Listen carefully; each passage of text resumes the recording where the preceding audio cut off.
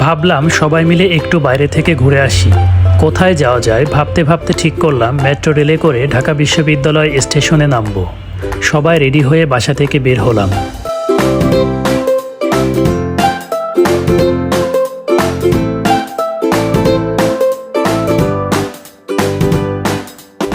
আজকের ভিডিওতে আমার সাথে আছে আমার মা, বাবু, দিদি, ভাই, ভাগ্নে, ভাগ্নি আর আমার পার্টনার।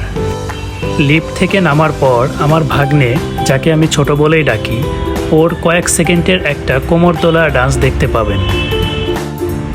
এই যে দেখেন, ও লিফট থেকে নামতেছে। এখনই ভিডিওটার 12টা বাজাবে। যে কোনো ছবি বা ভিডিও নষ্ট করার জন্য ও একাই যথেষ্ট। এটা হচ্ছে আমাদের বাসার গ্রাউন্ড ফ্লোর। মতিঝিল স্টেশন থেকে আমরা মেট্রো ধরবো, তাই আমরা এখন বাসে করে মতিঝিল যাব। পার্কিংয়ের গাড়িগুলো দেখলে আমার আফসোস লাগে, কবে যে আমাদেরও একটা পার্সোনাল গাড়ি হবে। হবে হবে মামা, আমাদেরও হবে।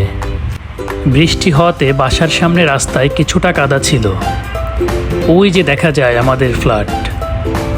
পরিবার নিয়ে ঢাকার পাবলিক বাসে একটুও আরামদায়ক না।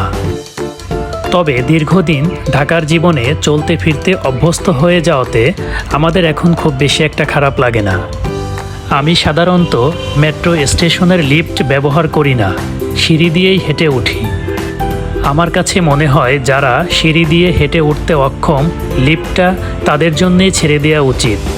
যেহেতু সেরকম কেউ তখন ছিল না, তাই সবাইকে নিয়ে লিফটেই উঠলাম। লিফট থেকে নামার পর ভাবলাম কতগুলো সিঁড়ি বেয়ে আমাদের উঠতে হতো। আমরা আসলে আরামপ্রিয় মানুষ, সবসময় আরাম খুঁজি। তবে সেই মানুষগুলোকে আগে আরাম দিতে হবে যাদের সত্যিকারের আরামের প্রয়োজন, যারা আপনার আমার মতো এতগুলো সিঁড়ি বেয়ে উঠতে পারে না। আমার ভাগ্নি পুস্কু ভেতরে ঢুকেই মাথার উপরে ঘুরতে থাকা এই বিশাল আকৃতির ফ্যান দেখে বলে আমাদের বাসায়ও নাকি এরকম একটা ফ্যান লাগাবে। তবে আমি যতবারই স্টেশনে যাই এই ফ্যানের দিকে তাকিয়ে থাকি আর ভাবি যে এই ফ্যানটা কি আস্তেই ঘুরতেছে নাকি জোরে ঘুরতেছে, আমি আসলে বুঝতে পারি না। তবে খুবই ঠান্ডা লাগে এই ফ্যানের বাতাস। ওদেরকে এখানে দাঁড় করিয়ে রেখে গেলাম টিকিট ভেন্ডিং মেশিনের টিকিট কাটতে, কিন্তু গিয়ে দেখি ভেন্ডিং মেশিন খারাপ হয়ে আছে। ভাই বারবার ট্রাই করছে কিন্তু কিছুতেই কাজ হচ্ছে না। আমাদের মতো আরও অনেকেই আছে এই ভেন্ডিং মেশিনের টিকিট কাটার জন্য ট্রাই করছে।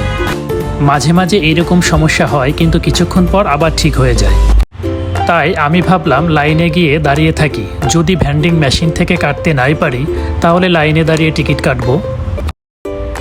ছোটকে আমার সাথেই নিলাম। লাইনটাও খুব বেশি একটা বড় ছিল না, আজকের দিনে তুলনামূলক একটু কমই ছিল লোকজন। এরই মধ্যে বাবু এসে বলল মেশিন ঠিক হয়ে গেছে, মেশিন থেকেই কাটবে। তো আমি সাথে সাথে লাইন থেকে চলে গেলাম মেশিনের সামনে। আমাদের 7টা টিকিট নিয়ে এখন আমরা অটোমেটেড এন্ট্রি গেটের দিকে গেলাম। টিকিট হাতে পেয়ে সবাই খুব খুশি, কারণ এই টিকিট পেতে বেশ ভালোই অপেক্ষা করতে হয়েছে। এখন আমরা এই টিকিট পাঞ্চ করে এন্ট্রি নেব। সবাই তো যার যার মতো করে টিকিট পাঞ্চ করে এন্ট্রি নিচ্ছে, কিন্তু মা টিকিট পাঞ্চ করে টিকিট রেখেই চলে গেছে। কারণ পাঞ্চ করলে তো গেট খুলে যায়, কিন্তু টিকিট তো নিয়ে যেতে হবে, এটা মা জানতো না। মাকে ডেকে আবার টিকিট হাতে দিলাম। এই ভুলটা খুবই কমন একটা ভুল, বিশেষ করে যারা নতুন আসবে তাদের জন্য। তবে যেই ভুল করুক আমাদের উচিত তাকে সব কিছু সুন্দর করে বুঝিয়ে বলা। তাই আমরাও মাকে সুন্দর করে বুঝিয়ে বললাম এবং মাও বিষয়টা বুঝতে পারল। ফাইনালি আমরা এসকেলেটর দিয়ে ট্রেনের কাছে যাচ্ছি। এখানেও কিন্তু নতুনদের জন্য একটা সতর্কবার্তা আছে।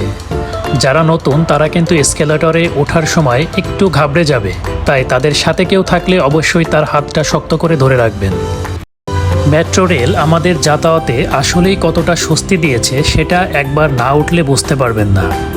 চোখের পলকে চলে যাওয়া যায় এক জায়গা থেকে আর এক জায়গা, তাও আবার ঢাকা শহরে। এভাবে কখনো ভেবেছি? মেট্রো রেল আমাদের, তাই মেট্রো রেলকে ভালো রাখার দায়িত্বও আমাদের। আজকে খুব বেশি একটা ভিড় নেই। ট্রেনের ভিতর এসির ঠান্ডায় আমার ভালোই লাগে, তাই ভিড় থাকলেও খুব একটা খারাপ লাগেও না। ছোট ওর মুখের থেকেও বড় একটা মাস্ক পরে দাঁড়িয়ে আছে। আসলে পরিবার নিয়ে কোথাও বের হলে, সেটা হোক খুব কাছের হোক খুব ছোট জায়গা, দেখবেন এক ধরনের মানসিক শান্তি পাবেন। আর এই মানসিক শান্তিটার জন্যই কিন্তু আমাদের এত লড়াই। শান্তিটা কিন্তু ছোট ছোট জায়গা থেকে আসে। আপনি যদি মনে করেন বড় কোনো পশ এরিয়াতে যাব, সুন্দর সুন্দর ছবি তুলব আর ফেসবুকে আপলোড দিব, এখানেই আসলে শান্তি, তাহলে আপনি ভুলের মধ্যে আছেন। এটা শুধুমাত্র শো অফ ছাড়া আর কিছুই না। শান্তিটা হচ্ছে আজকে আমি আমার পরিবারকে নিয়ে পাবলিক বাসে করে মেট্রো স্টেশনে এসেছি এবং মতিঝিল স্টেশন থেকে ঢাকা বিশ্ববিদ্যালয় স্টেশনে গিয়েছি এই মেট্রো রেলে করে। এর মতো শান্তি আপনি শেরাটনে গিয়েও পাবেন না, আমি গ্যারান্টি দিলাম। বিশ্বাস না হলে একবার নিজের পরিবারকে নিয়ে বের হয়ে দেখেন। জীবনে বড় বড় স্বপ্ন দেখবেন শুধুমাত্র নিজেকে ভালো কোনো জায়গায় প্রতিষ্ঠিত করার জন্য, আর মানসিক শান্তি পেতে অবশ্যই ছোট ছোট স্বপ্ন দেখবেন। অবশেষে আমরা মেট্রো থেকে নামলাম। নামার পর মনে হচ্ছে আমরা দেশের মাটিতে ল্যান্ড করলাম, সেরকম একটা ভাবসাব নিয়ে আমরা হেঁটে আসতেছি। কিছুক্ষণ ফটো সেশন করলাম, এদিক সেদিক একটু ঘুরে দেখলাম। আমার বাংলাদেশ মেট্রো রেল ডিজার্ভ করে এবং আরও অনেক আগেই ডিজার্ভ করে, কিন্তু দেশের মানুষ হিসেবে আমরা কতটা ডিজার্ভ করি সেই প্রশ্নটা থেকেই যায়। এন্ট্রি করার সময় মা যে একটা ভুল করেছিল সেরকম একটা ভুল এবার দিদিও করবে। দেখেন, এক্সিট করার সময় আমরা সবাই স্লট মেশিনে কার্ড জমা দিয়ে এক্সিট করলেও দিদির কার্ড স্লট মেশিন অ্যাকসেপ্ট করছিল না, তাই বারবার রেড সিগন্যাল দিচ্ছিল। পরে কার্ডটাকে রিনিউ করে আবার স্লট মেশিনে জমা দিয়ে তারপর এক্সিট করে। এই ভুলটাও দেখে রাখেন, সবারই কাজে লাগবে। তবে যেখানেই যেই ভুলটা হোক না কেন ঘাবড়ানোর কোনো কারণ নেই, প্রতিটা ভুলেরই সাথে সাথেই সমাধান রয়েছে। প্রসেসগুলো খুবই ইজি, একবার দেখলেই সাথে সাথে শিখে নিতে পারবেন।